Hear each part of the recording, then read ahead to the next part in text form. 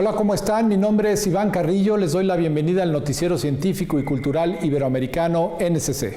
Acompáñenme por este recorrido de 30 minutos para explorar cómo el conocimiento y la cultura transforman nuestras vidas. Este espacio es gracias a la Asociación de Televisiones Educativas y Culturales Iberoamericanas, ATEI, y también está a su alcance en la plataforma Dailymotion.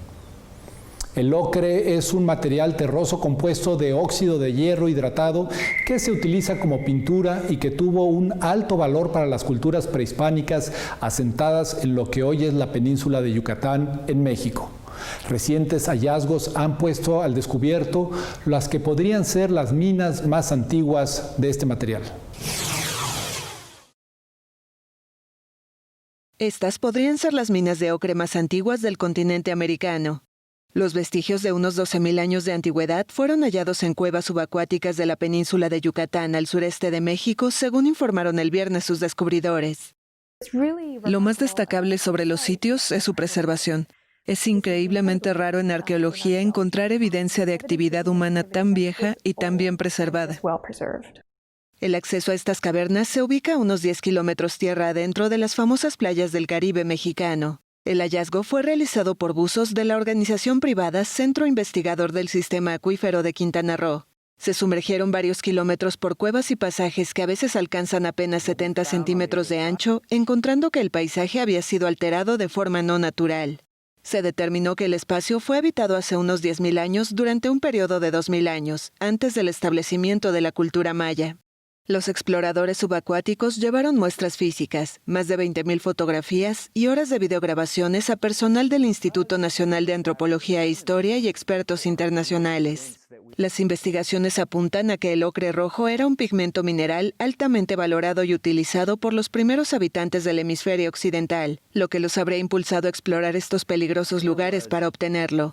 En algunas áreas de la antigua mina, el techo está visiblemente oscurecido, por lo que parece haber sido hollín de fogatas de mineros. Los elaborados pasajes subterráneos estuvieron secos alguna vez, pero fueron inundados hace unos 8.000 años, creando condiciones ideales para preservar las huellas de la antigua actividad humana.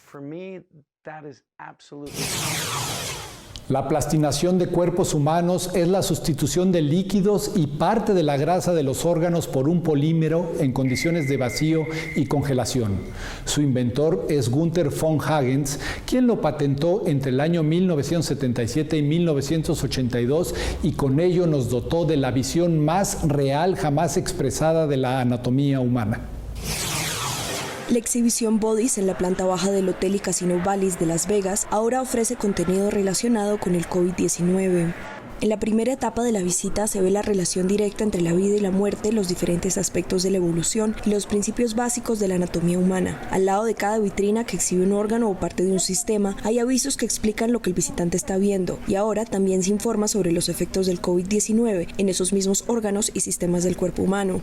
Se lee, por ejemplo, del índice de mortalidad del COVID-19, del demoledor impacto del virus en el sistema respiratorio o de los efectos que causa en el sistema digestivo, como la pérdida de apetito, náuseas y otros síntomas. En la galería dedicada al sistema reproductivo y a la gestación yace un aviso que explica los estudios que se hacen actualmente para determinar las posibles consecuencias del coronavirus en bebés dentro del vientre materno.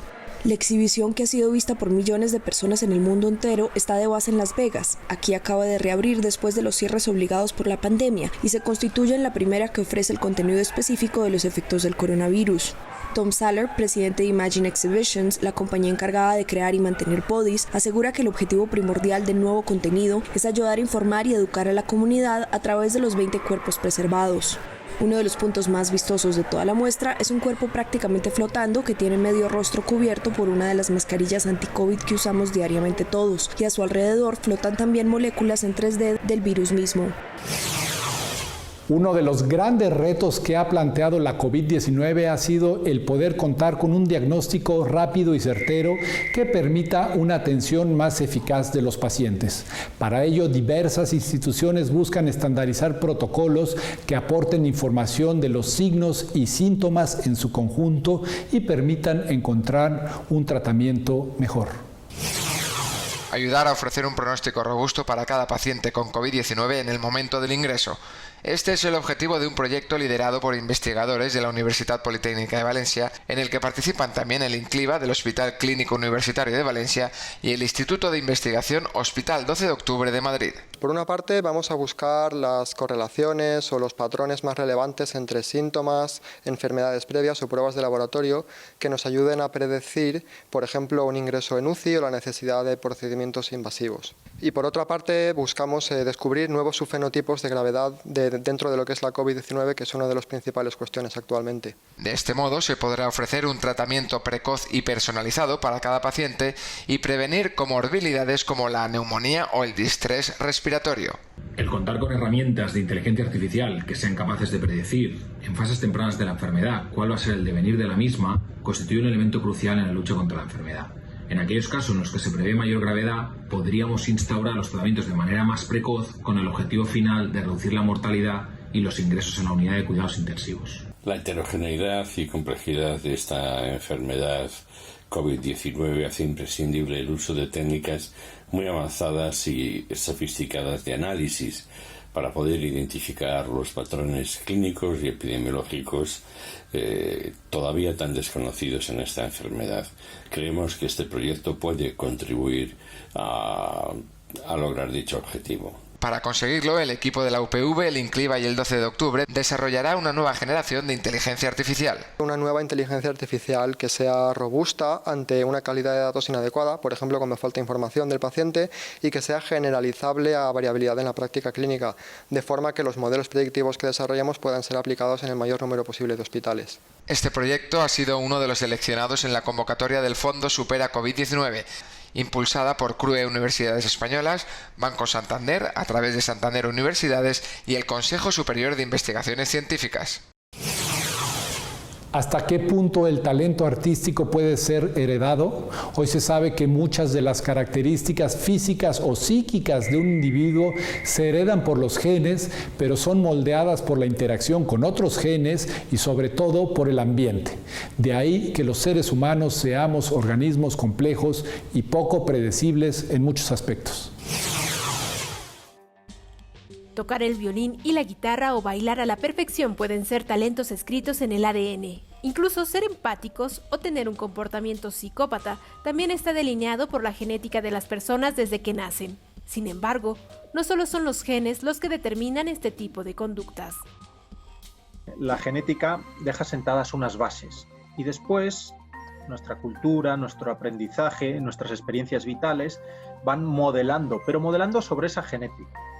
Uno tiende a nacer con una genética que le hace más empático o menos empático, e incluso si naces con la genética de más empático y, por ejemplo, pues la vida te trata mal, a lo mejor acabas dejando de ser empático independientemente de lo que digan tus genes. Estudios han demostrado que la deficiencia del gen MAOA, monoamino oxidasa, situado en el cromosoma X, está relacionada con la conducta agresiva de las personas. Y esto se debe a que el gen regula la serotonina y dopamina en el cerebro, es decir, ordena las emociones fuertes como el amor y la violencia. Pero pensemos que el cuerpo humano es un edificio en el que la genética ocupa el lugar de los cimientos y la base sobre la cual las experiencias cotidianas y la educación terminarán de construir la personalidad de cada individuo. Igual que construye tus pulmones sutilmente distintos que los de otra persona, igual que construye tus ojos o tus orejas sutilmente distintos que los de otra persona, pues hace lo mismo con el cerebro y eso se traduce en ciertas predisposiciones en el comportamiento.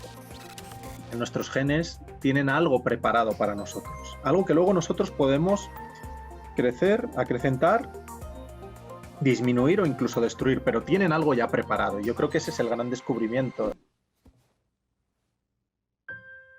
¿Y cuál es el papel de la genética en el desarrollo de talentos como el musical? ¿Será que quien lo decida puede ser el nuevo Mozart? Al hablar de Mozart es un ejemplo perfecto, estamos hablando de un genio, es decir, todos podemos tener unas habilidades de nacimiento más grandes o más pequeños para la música. En mi caso son nulas y probablemente habrá otra persona que nazca con cualidades para la música, y esto vale para cualquier otro talento, y que con mucho menos esfuerzo que tú toque la guitarra muchísimo mejor, ¿no? Entonces esto es lo que da la genética, ¿no? Da distintas predisposiciones, pero luego, bueno, pues una persona con muy mal oído puede llegar a ser un músico. Lo que es imposible es que una persona con muy mal oído llegue a ser Mozart, porque Mozart era un genio a los 6 años. Es una cuestión de dosis, ¿no? La genética te da la primera dosis, el resto lo tienes que poner tú. Desde México, reportó para el Noticiero Científico y Cultural Iberoamericano, NSC, Karen Rivera de Canal 22. La población de pandas salvajes, según el último censo del gobierno chino en 2015, ha crecido en 268 ejemplares en la última década. Con este aumento de un 16.3% respecto al último censo de 2003, ya hay un total de 1.864 pandas en libertad. A estos se suman los pandas en cautiverio, que también han hecho su aportación para la recuperación de la especie. Un nuevo integrante para el zoológico de Washington. La osa panda Mei Xiang tuvo un cachorro el viernes, 4 años después de su última gestación. Había sido inseminada artificialmente el 22 de marzo con semen congelado del macho Tian Tian, quien también está en el zoológico.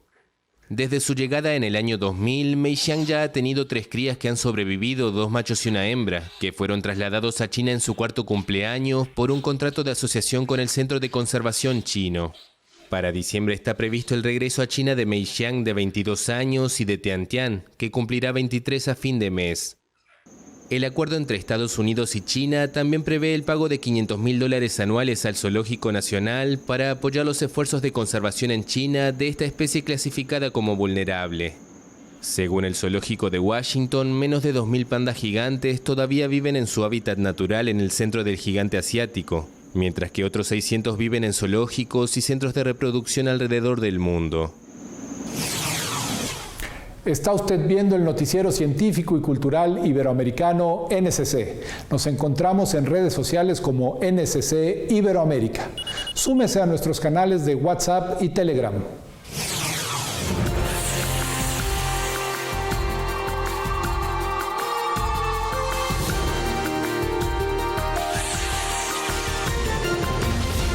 Conozca la información detallada de las últimas noticias en la Universidad Autónoma de Tamaulipas en What Informa, el noticiario de los universitarios.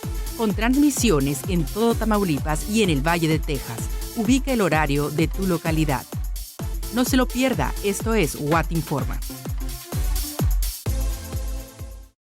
Si quieres conocer el universo de la ciencia, te invito a que me acompañes en cada episodio de Ciencia para Niños. ¿Cómo funciona la electricidad? ¿Qué es el universo? ¿Qué pasó con el antiguo Egipto? ¿Qué es el ADN? Conoce desde la historia de los mayas hasta el descubrimiento de la física y la realidad virtual.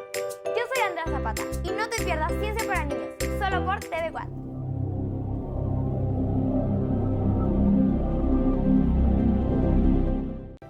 Las conversaciones con los universitarios más destacados, detalles de sus trayectorias, proyectos, ideas, estrategias y planes de trabajo. Soy Raúl Teja y te invito a que seas testigo de los diálogos universitarios. No te pierdas este programa solo por TV Watt.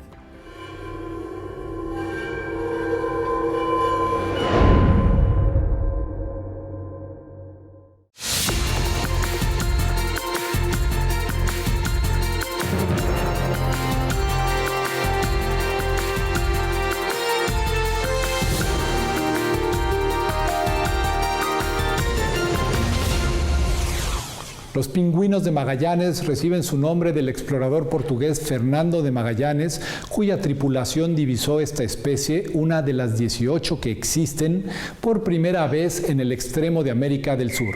Esta ave marina no voladora puede encontrarse tanto en el lado del Atlántico como en el lado del Pacífico del continente, principalmente en Argentina, Chile y las Islas Malvinas. Desafortunadamente, hoy enfrenta el reto de sobrevivir a la contaminación propiciada por el ser humano. Península Valdés acoge la mayor pingüinera de Latinoamérica. En este balcón hacia el Atlántico nidifican miles de pingüinos de Magallanes. La científica Luján Villabriga monitorea esta colonia de unas 2.600 parejas que viven envueltos de residuos plásticos. Si nosotros en la colonia del Pedral lo que podemos observar es que todos los años se acumulan plásticos en el sector de la playa y en el sector de los nidos, lo cual es un problema debido a que el plástico puede, digamos, dañar a los pingüinos, quedan en sus cuellos las botellas atorados o mismo también crían sus pichones en un entorno que no es favorable con botellas de plástico y demás cuestiones, ¿no?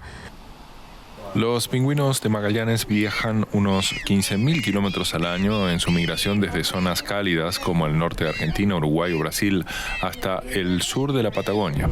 Debido a la ruptura de la cadena trófica por el calentamiento de las aguas, ahora también deben recorrer mayores distancias para encontrar el alimento en el océano.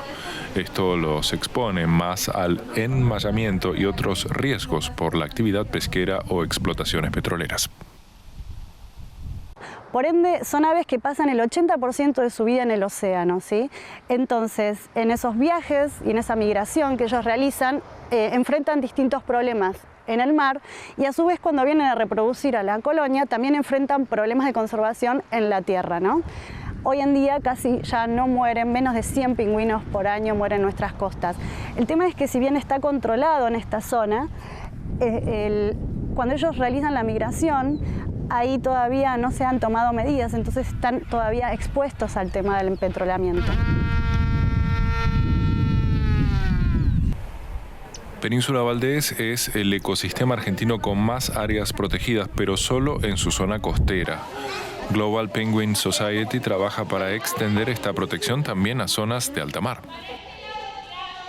Entonces les colocamos transmisores satelitales en donde podemos observar dónde es el área de alimentación en el mar y así evaluar si se superponen con actividades, digamos, actividades humanas que puedan generar algún perjuicio para ello.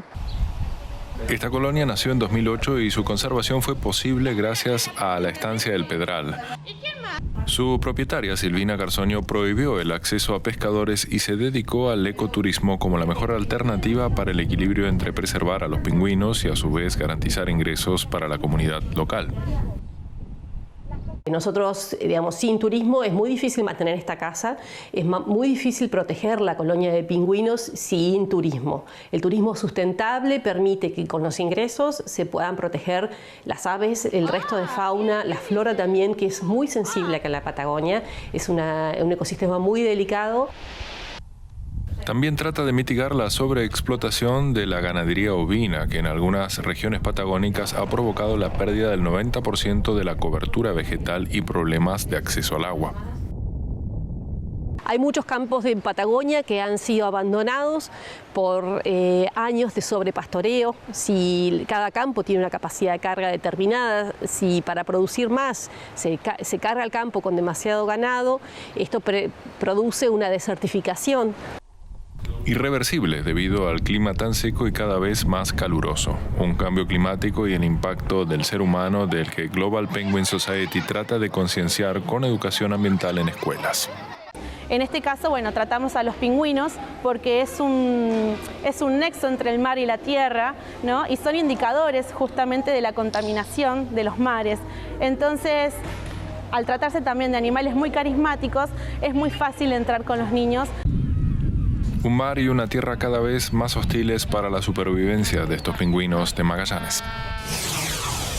En el 2005, la cineasta Lidia Estela Gómez estrenó su primer largometraje, La historia del baúl rosado, en las salas de cine colombianas. A 15 años de distancia de esa cinta que obtuvo premios y reconocimientos nacionales e internacionales, la directora lanzará su última película a través de la plataforma YouTube como una alternativa para contactar con el público en tiempos de confinamiento. Próximamente en la pantalla cibernética veremos un tal Alonso Quijano. El cine colombiano no ha sido ajeno a las afectaciones de la pandemia de la COVID-19 y sus realizadores han tenido, como todos los ciudadanos, que someterse a nuevas dinámicas para mantener la creciente industria a flote. El cierre de las salas de exhibición y la consecuente crisis económica han debido ser sorteadas por quienes tenían sus películas listas para ser estrenadas y continuar alimentando el circuito colombiano cinematográfico. Antes de morir, ¿quién era realmente Dulcinea del Toboso? Don Quijote y el Caballero. En ese sentido, un tal Alonso Quijano, tercer largometraje de ficción dirigido por la reconocida cineasta colombiana Livia Estela Gómez, será lanzado el próximo 1 de julio en la plataforma de video YouTube para conquistar al público colombiano y del mundo. Es un juego. No interrumpáis un razonamiento que quiero hacer. Un tal Alonso Quijano es la historia del profesor de literatura Alonso Quijano, que un día aparece por la universidad caracterizado de Don Quijote y asumido el personaje. Es decir, él se cree el Quijote de la Mancha. Entonces su amigo y compañero de trabajador de veterinaria hace un viaje por el pasado del maestro para investigar qué fue lo que pasó, dónde radica la locura del maestro.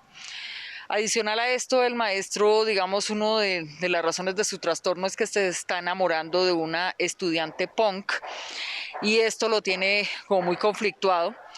Entonces la película es una mezcla de estéticas. Estamos mezclando la estética del barroco, de la época del Quijote, con la estética punk. Estamos mezclando formatos. La película se hizo casi toda en digital. Hay una escena que se hizo en cine de 8 milímetros. Estamos mezclando también estéticas, estamos mezclando música. Tenemos música de cuerdas, música de cámara y también tenemos muchísima música punk. Digamos, la película es un thriller, es una tragicomedia y también es un musical punk. Hasta que os disguste y enfade. La película es la primera cinta de ficción que será lanzada mediante las redes sociales y cuyo estreno se realizará por el canal de YouTube de la Universidad Nacional de Colombia, que cuenta con más de 600,000 suscriptores. La estrategia busca también resaltar las capacidades de los productores jóvenes colombianos, que paulatinamente son reconocidos en el ámbito internacional por la creatividad y solidez de sus propuestas cinematográficas. Cuando sobrevino esto, pues nosotros dijimos, pues nos podemos sentar a esperar a que el universo se vuelva a poner en su lugar o nosotros podemos inventarnos, ¿no? Como es una película que fue realizada como un proyecto de investigación de la universidad, no tiene compromisos con productores, no tiene obligaciones contractuales que nos obliguen a un recaudo económico. Entonces dijimos, bueno, qué mejor regalo de la Universidad Nacional para el público en general que una película que le apueste al cine colombiano. No, el público entero está volcado viendo producto extranjero en las plataformas. ¿Por qué no presentarles esta propuesta? Apostémosle también al producto nacional y vamos todos a ver una película colombiana. De acuerdo con su directora, un tal Alonso Quijano, es también un llamado a las entidades culturales del país para reforzar el respaldo hacia el sector, cuyas historias se quedaron en el limbo y sus miles de trabajadores con los brazos cruzados por causa de la pandemia. Con información de la oficina en Bogotá, Colombia, Noticias Xinhua. 2 adolescentes que se ofrecieron como voluntarios en una excavación en el centro de Israel donde construirán un nuevo vecindario se toparon con un auténtico tesoro. Vamos a conocerlo. Arqueólogos en Israel han desenterrado un tesoro islámico escondido con 425 monedas de oro puro del periodo del califato abasí de hace 1100 años. El descubrimiento, creen las autoridades, puede ser indicativo de que había comercio internacional entre esta zona y otras áreas más remotas. Con esa suma, estiman los expertos, su propietario hubiera podido comprar una lujosa casa en los mejores barrios de Fustat, la capital de Egipto, en aquella época. El tesoro escondido contiene dinares de oro, pero también unas 270 pequeñas piezas de dinares cortadas para servir como monedas de cambio. Casi 500,000 de fallecidos en el mundo ha dejado la pandemia por el virus SARS-CoV-2, una cifra espeluznante que no obstante pareciera diluir entre sus números la humanidad de cada una de sus víctimas. Con el objetivo de rescatar del olvido a algunas de las vidas perdidas, este artista peruano ha puesto a trabajar su imaginación y su pincel. La pandemia en el mundo ha dejado más de 500,000 de fallecidos. Sin embargo, más allá de las cifras, dentro de quienes han perdido la vida hay historias y rostros por mostrar. Esta es la motivación del muralista peruano Daniel Manrique, quien cree firmemente en que nadie muere en vano y que a través del arte se ha propuesto poner cara a las víctimas de su humilde barriada en el Cerro de San Cristóbal. la montaña más icónica de Lima. Después de entregar a las víctimas retratos dibujados sobre papel de sus parientes fallecidos, este muralista tiene en mente decorar con sus caras las calles y parques del empinado cerro. Así lo contó a EFE el artista. Porque creo que los vecinos que siempre mantuvieron esa alegría y que mantuvieron esa cordialidad con uno, y creo que no deberían ser olvidados, ¿no? Creo que la mejor forma de recordarlos es inmortalizarlos en un mural, ¿no?